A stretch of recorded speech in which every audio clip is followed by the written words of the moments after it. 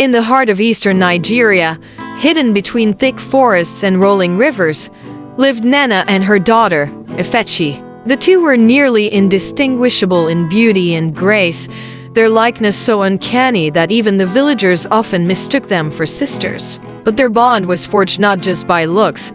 Nena had given birth to Ifechi when she was only 16. The man who had promised her the world vanished as soon as her belly began to swell, leaving Nena to carry the weight of motherhood alone. She had vowed to raise Ifechi with all the strength in her, to give her daughter the life she never had, but what she never expected was to one day find herself competing with the very child she had sacrificed so much for.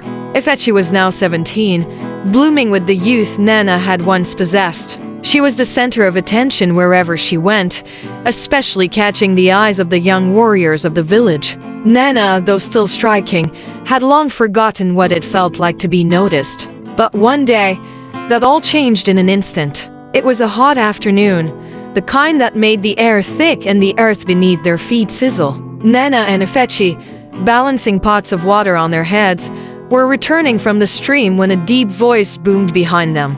"Hello, beautiful," the voice called out. Nena, feeling a rush she hadn't experienced in years, turned eagerly, her heart quickening.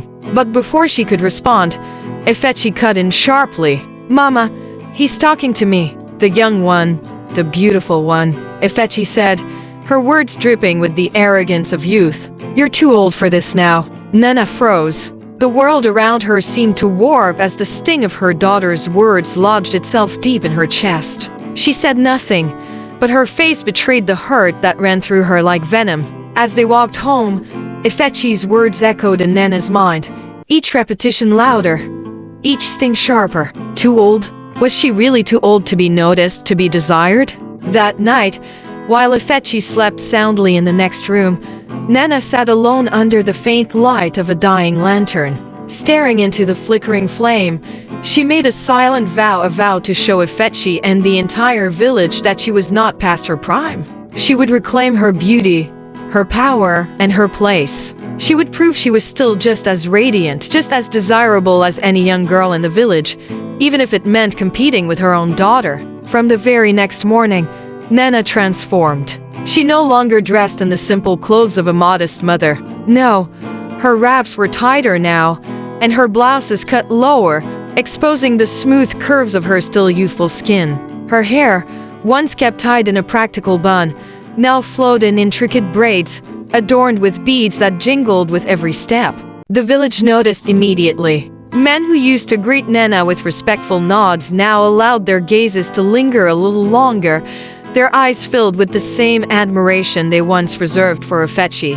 Ifechi at first found her mother's transformation amusing. But as days turned to weeks, the laughter turned to unease, then to jealousy. It wasn't long before Ifechi noticed that the men who used to fawn over her were now looking at Nena.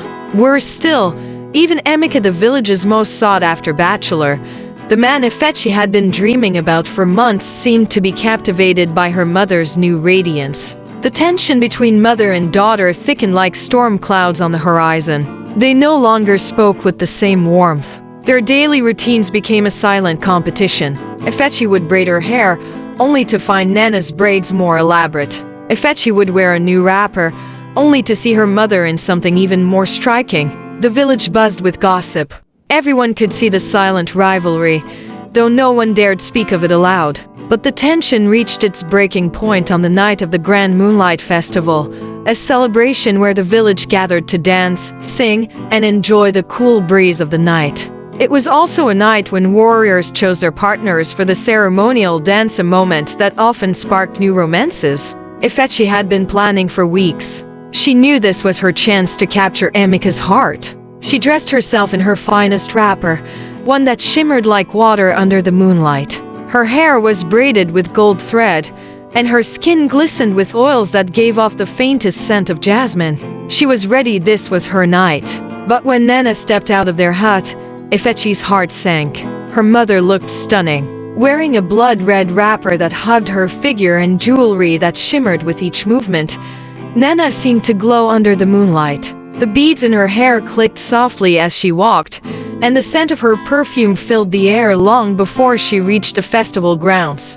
Ifechi could hardly believe her eyes. Her mother, her rival, had outdone her yet again. As they arrived at the festival, the village stopped and stared.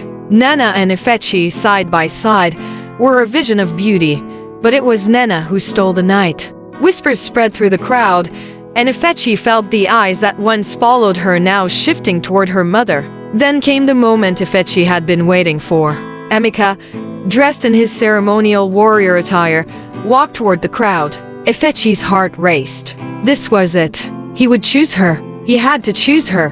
But when Emeka reached them, his eyes did not fall on Ifechi. Instead, he extended his hand to Nana.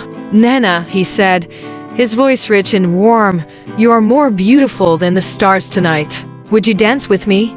Ifechi's breath caught in her throat. Her vision blurred with disbelief, then rage. Her mother, her own mother, had stolen everything. How could this be happening? The night that was supposed to be hers had been snatched away right before her eyes.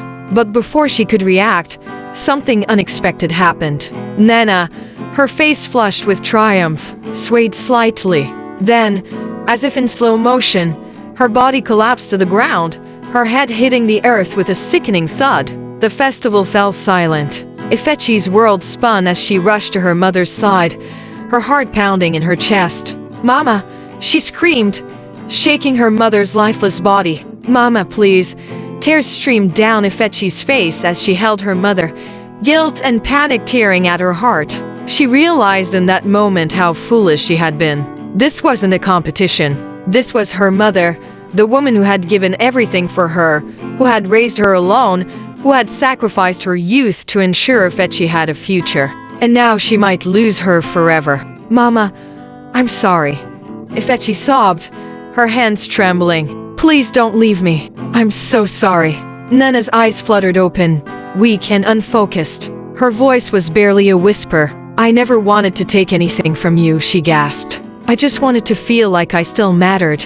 Ifechi's heart shattered. All her jealousy, all her anger, dissolved into nothing. She realized how deeply her mother had been hurting and how afraid she had been of being left behind, of being forgotten. As Ifechi held her mother close, the village stood in stunned silence. Emeka, who had witnessed everything, kneeled beside them. His voice was soft, full of understanding.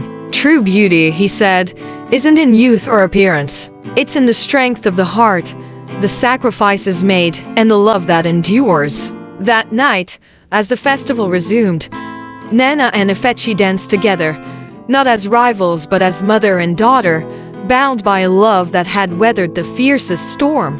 And in that moment, under the watchful eye of the moon, they found a beauty far greater than youth, one that would never fade.